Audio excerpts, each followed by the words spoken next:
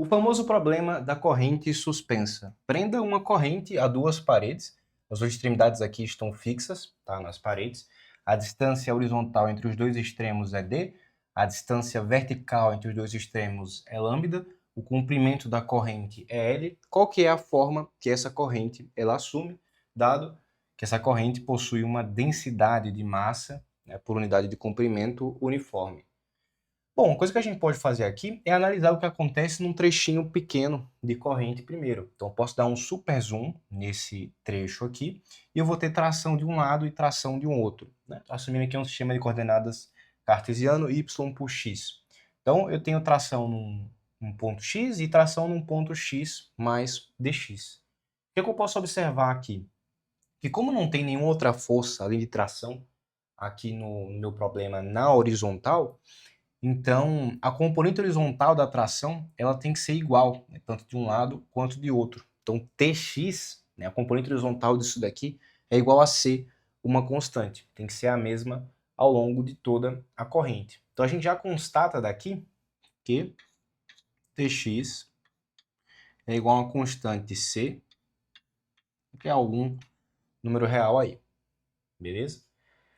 Agora, o que acontece em relação à componente y, né? Pelo fato de esse trechinho aqui de corrente ele ter uma massa, né, vai ter um peso aqui para baixo. Como eu estou analisando um trecho muito pequeno, estou chamando isso daqui de dm, né, esse trecho de massa.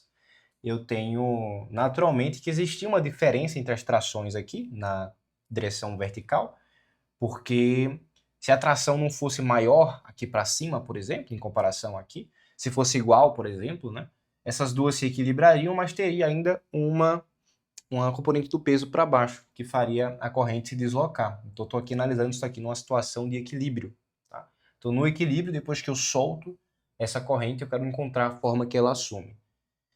Portanto, o que é que eu verifico? Né? Eu verifico que Ty, essa componente aqui, menos essa outra aqui, que está para a outra direção, né, para baixo, ou seja, dt, essa diferença aqui, ela tem que equilibrar o dm. Tá? Outra coisa que eu percebo é que tx,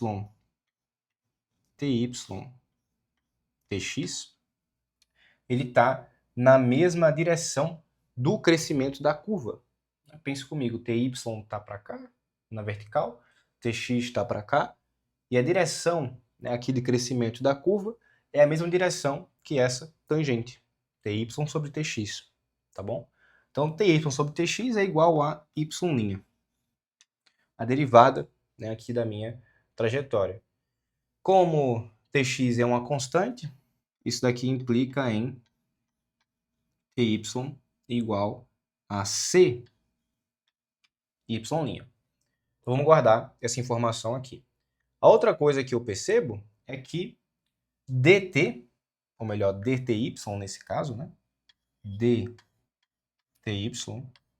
essa diferença aqui, tem que ser igual a dmg. Tem que equilibrar aqui o peso, né? Só que como eu falei, essa corda, ou melhor, essa corrente, ela tem uma densidade de massa por unidade de comprimento constante. E se esse é o caso, eu posso escrever esse dm como sendo um ρ ds, esse ρ sendo essa densidade, ds sendo um trecho infinitesimal aqui dessa corrente, né, de comprimento. E aqui eu repito só o g, né, que é a gravidade. Como é que eu posso modelar esse ds aqui? Bom, isso daqui vai ser raiz, ou melhor, tem que colocar um dx na frente. Vou fazer assim mesmo, primeiro e depois eu coloco a igualdade, né? Então, raiz quadrada de dx ao quadrado mais dy ao quadrado. Eu fiz Pitágoras aqui num trechinho pequeno. Imagina que aqui é dx, aqui é dy, e eu fiz Pitágoras. É lógico que isso aqui é uma curva, né? Não é uma reta exatamente, mas nesse regime em que a gente analisa um trecho muito pequeno, podemos considerar como sendo uma reta. Então eu posso aplicar Pitágoras para poder achar esse ds, e isso daqui em particular significa, né, essa raiz aqui significa dx raiz de 1 mais y' ao quadrado. Né? É como se eu tivesse, como se isso daqui fosse uma fração, né, e eu pudesse colocar um dx aqui em evidência, e no final ficasse dy dx. É assim que se comporta, é lógico que esses caras não são, derivadas não são frações, mas na prática a gente consegue fazer essa manipulação, tá? Daqui para cá. É permitido pelo cálculo, que eu quero dizer. Então, esse termo aqui é ρg dx, raiz de 1 mais y' ao quadrado. Tá bom, então até agora isso aqui me deu o quê, né? Me deu dty em termos de ρg dx e aquele restante de expressão ali. Então, o que é que eu tenho, né, aqui na minha frente? Eu acabei de descobrir que ty é c y'. Se esse daqui é o caso, eu tenho a outra equação de baixo, eu posso relacionar, né, esses dois termos, porque na prática, o que isso daqui está me dizendo é que dty dx, aproveitando esse cara aqui, é igual a ρ g raiz de 1 mais y' ao quadrado, né? E a gente também descobriu em cima que ty é c y'. Então agora a gente tem uma equação diferencial ordinária. Tá? Vou usar esse resultado e vou substituir ali, porque eu posso derivar uma outra vez o ty nessa relação aqui de cima. Então eu faço assim, ó, dty dx igual a c y duas linhas. E eu substituo agora isso aqui. Isso daqui vai ser igual a c y duas linhas. Então eu encontro uma equação diferencial, né? E eu posso fazer aqui uma mudança de variável. Então, se eu batizo aqui z igual a y', a equação diferencial se torna ρg raiz de 1 mais z quadrado igual a c z', que é dz dx. Eu posso separar as variáveis aqui. Eu posso escrever isso como sendo ρ g sobre esse c aqui, aí dx igual a dz sobre raiz de 1 mais z quadrado. Tá, então eu separei as variáveis, técnica comum de resolução de equações diferenciais, e aí eu integro dos dois lados. Integro daqui, integro daqui. Esse termo aqui, ρg sobre c, eu posso tirar, logicamente, já que são termos constantes, né? Integral de dx é o próprio x. E aí, integral de dz sobre raiz de 1 mais z quadrado, salvo engano, é seno hiperbólico, né? Seno hiperbólico. Então esse cara aqui é ρg sobre c, x, igual a seno hiperbólico de z. E aqui entra mais uma constante c, né? Que eu vou colocar desse lado direito aqui. Ou melhor, lado esquerdo. Mais uma constante A, vamos chamar de A essa constante.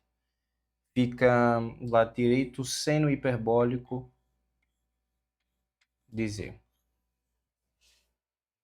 Beleza. Só que a gente tem que lembrar que a gente fez uma mudança de variável aqui, né? Fiz uma mudança de variável. Ou melhor, aqui é seno hiperbólico inverso, né? Como se fosse um arco seno hiperbólico esse cara aqui. Quando é 1 menos, né, z quadrado, aparece arco seno. Quando é 1 mais, é arco seno hiperbólico. Então aqui fica seno hiperbólico inverso, a menos 1, de z. Agora sim. Então, como eu estava dizendo, a gente tem que lembrar que a gente fez uma mudança de variável aqui, né? Esse z aqui, na verdade, é y'. Então, eu vou fazer mais uma introdução de variável nova, que é chamar esse ρg sobre c aqui de alfa. Chama esse cara aqui de alfa. Tá só para ficar mais fácil, né? Afinal, essa aqui é uma constante. E colocando um alfa em evidência, vai ficar alfa que multiplica x mais a sobre alfa.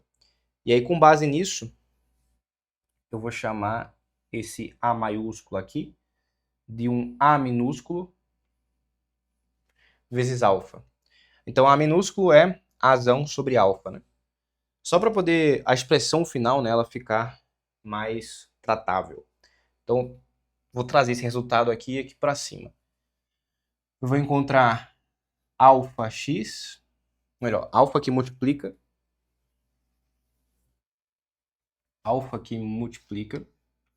x mais a, e lado direito, seno hiperbólico inverso de z.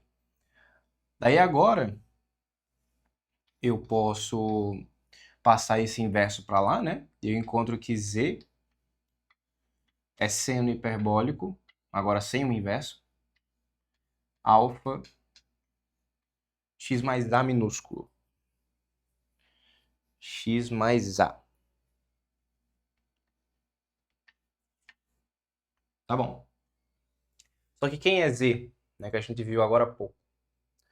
Z é y'. Então, isso daqui é y'. Seno hiperbólico de alfa x mais a. Então, o que é que eu faço agora? Outra vez eu vou, né, escrever isso como dy dx, vou passar o dx para lá e vou integrar. Então, isso daqui fica integral de dy igual a integral de seno hiperbólico de alfa x mais a dx. Então, daqui eu encontro que y de x é igual a... Qual que é a integral do seno hiperbólico? É o cosseno hiperbólico, né? E eu tenho que dividir por esse termo aqui que está multiplicando esse cara, que seria o alfa, né? Multiplicando o argumento x mais a. Então, isso daqui é 1 sobre alfa cosseno hiperbólico de alfa x mais a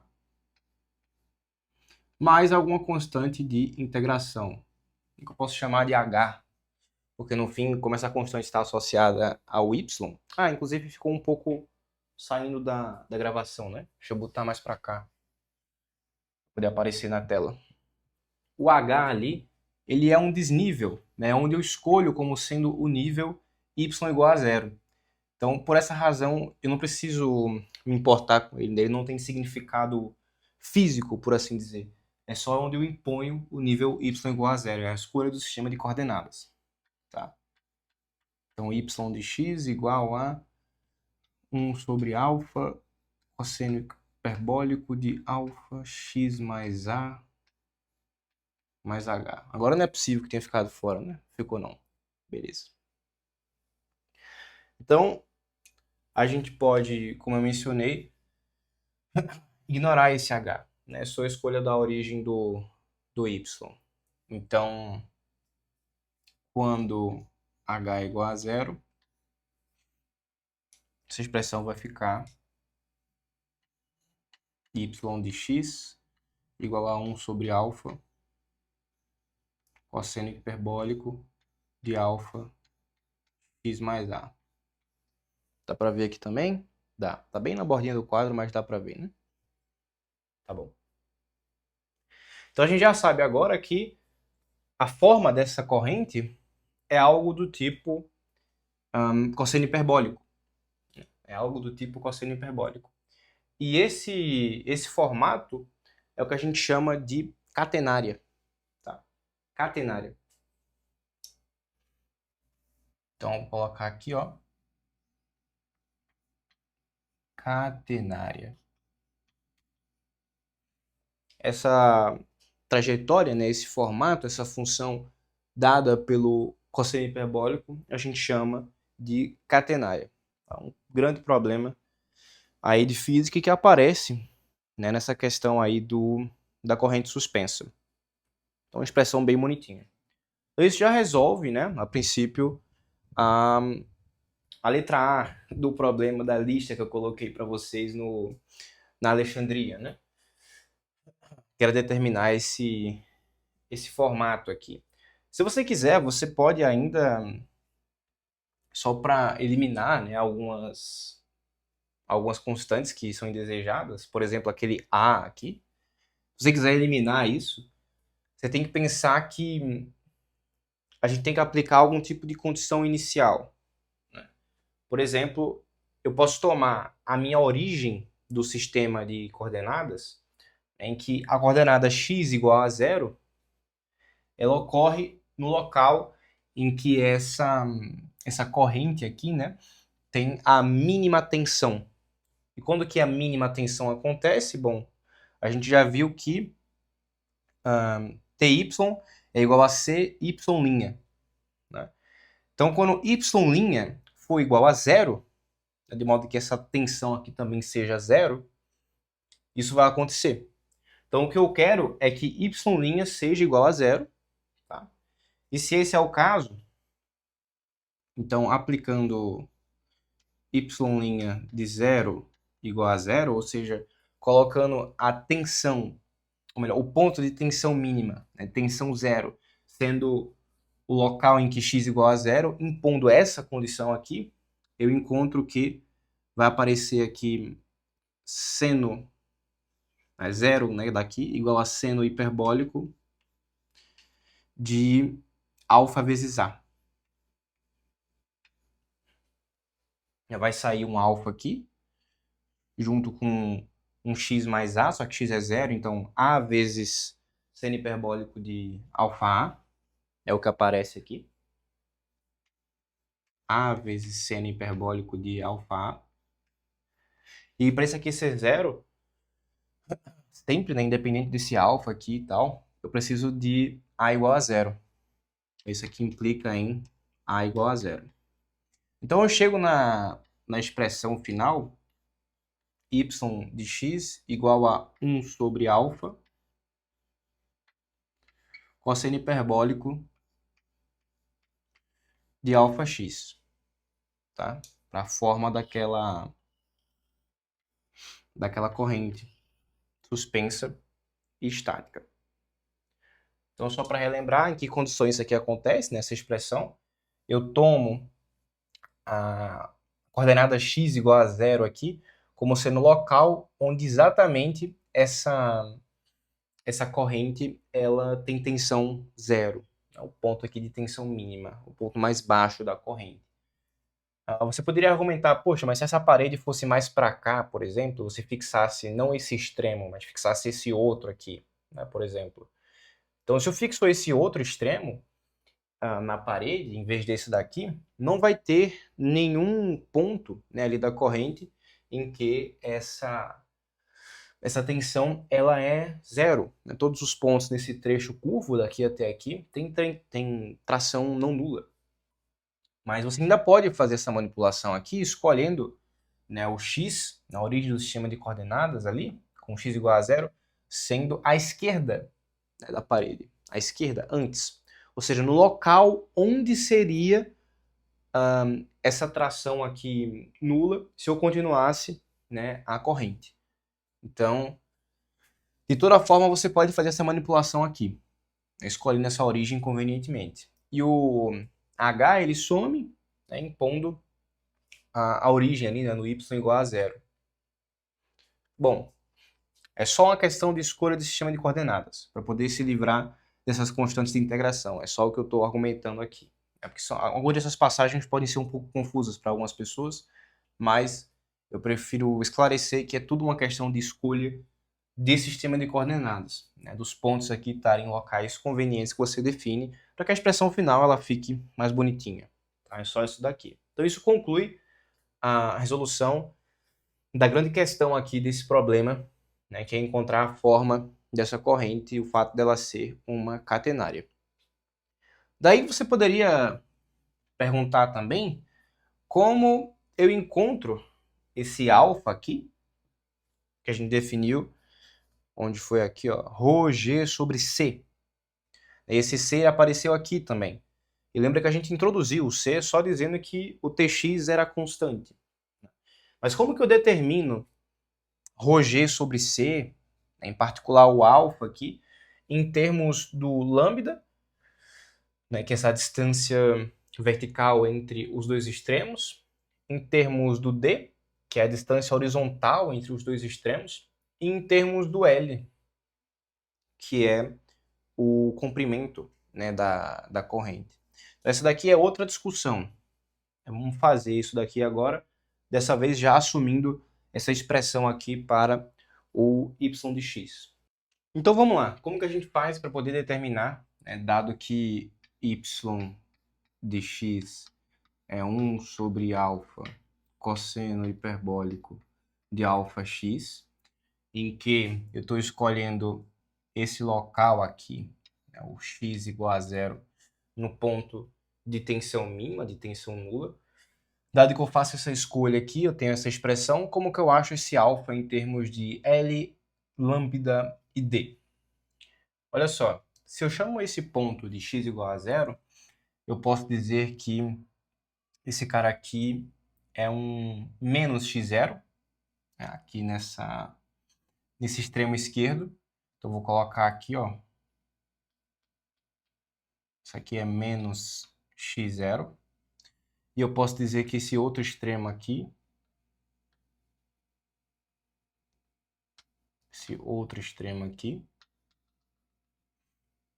ele está em D menos x0.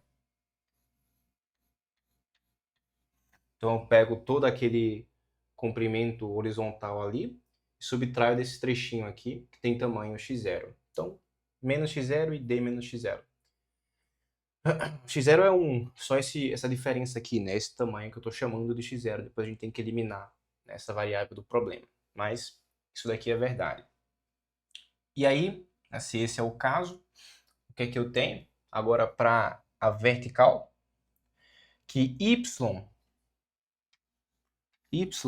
de D menos x0, essa alturinha aqui, em D menos x0, no extremo direito, menos a alturinha em x0, ou melhor, em menos x0, né? Em menos x0.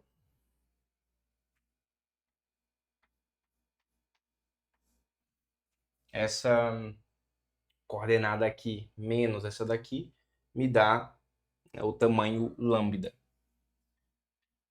Então, isso daqui é lambda. Como que eu relaciono agora o L? L é o comprimento aqui, né? Então, como que eu calculo o comprimento de arco? Né, por integral. Isso aqui é a raiz de 1 mais y' ao quadrado dx, de menos x0 até d menos x0. Né?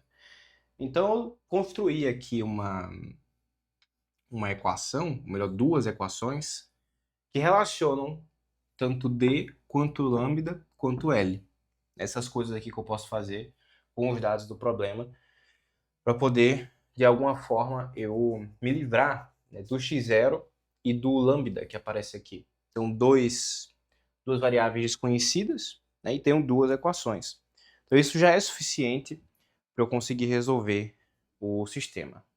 Vamos aplicar isso usando esse y que a gente conheceu e que a gente escreveu, né? E ver o que aparece. Então, na primeira aqui, a primeira equação, ela implica no seguinte. Eu vou escrever esse y avaliado nesse ponto e também nesse ponto. Como tem 1 sobre alfa nos dois, eu vou passar o alfa multiplicando para lá. Então, vai ficar cosseno hiperbólico de alfa vezes d menos x0. E depois, menos cosseno hiperbólico de alfa menos x0. Então, menos alfa x0. Isso daqui é igual a alfa lambda. Essa equação 2 aqui, eu vou escrever como L igual a integral de menos x0 até d menos x0 de raiz de 1 mais... Quem que é y', né? A derivada desse cara. Aparece seno hiperbólico aqui de αx e sai um alfa que cancela com esse. Agora sim aparece seno hiperbólico ao quadrado de αx dx, né, daqui. Daí 1 mais seno hiperbólico ao quadrado é cosseno hiperbólico ao quadrado. Né? Tirando a raiz, vai ficar só o cosseno hiperbólico. Então isso daqui é a integral de d menos x0, partindo aqui de menos x0, na verdade, cosseno hiperbólico de αx dx. E a integral do cosseno hiperbólico ao seno hiperbólico. Como tem um fator constante aqui, vai aparecer ele aqui fora 1 sobre ele. Né? Então, L é igual a 1 sobre alfa, seno hiperbólico de αx, avaliado nos dois extremos de integração, menos x0 até d menos x0. Essa passagem aqui, inclusive, é só uma substituição, né? Eu fiz na prática u igual a αx. Aí ficou cosseno hiperbólico de u aqui, dx é du sobre alfa, e é daqui que sai esse alfa. Daí cosseno hiperbólico de u, du, é seno hiperbólico de u, que é αx. Então, beleza. Na prática, eu posso passar esse alfa multiplicando o L aqui. Chega à conclusão que seno hiperbólico de alfa, seno hiperbólico de alfa multiplica d menos x0, menos seno hiperbólico de alfa, que multiplica menos x0. Vou colocar ele aqui. Menos x0 vezes alfa.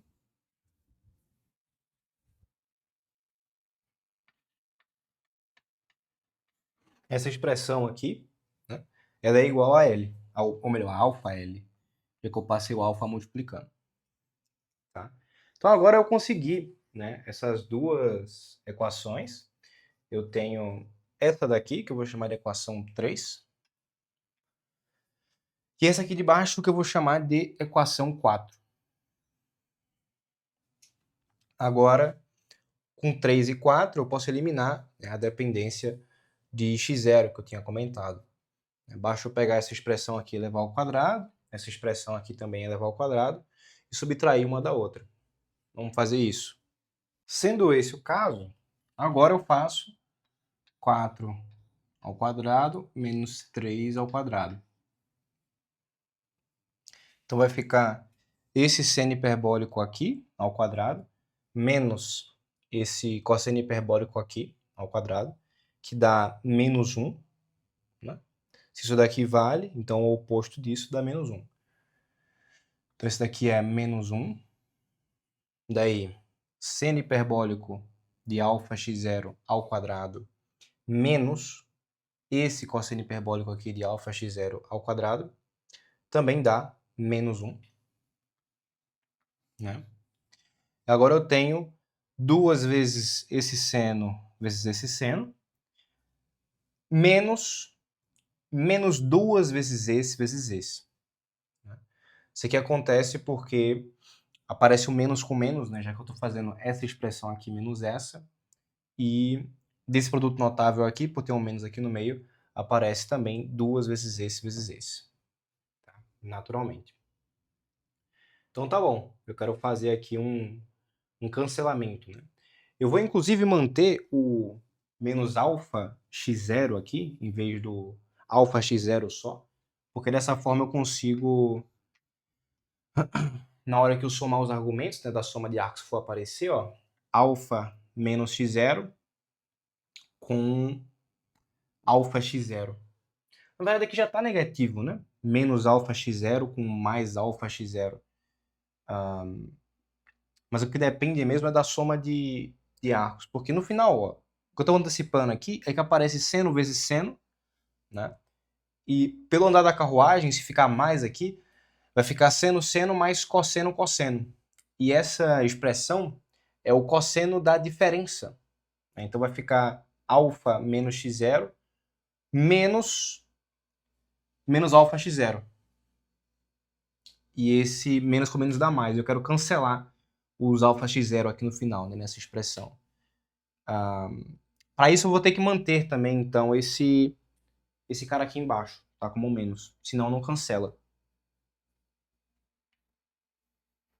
Então fica menos alfa x0 aqui. Então tá bom. Como eu elevo ao quadrado esses dois termos, essas primeiras partes da minha expressão, né, menos 1, elas são mantidas. Não tem nada para alterar aqui.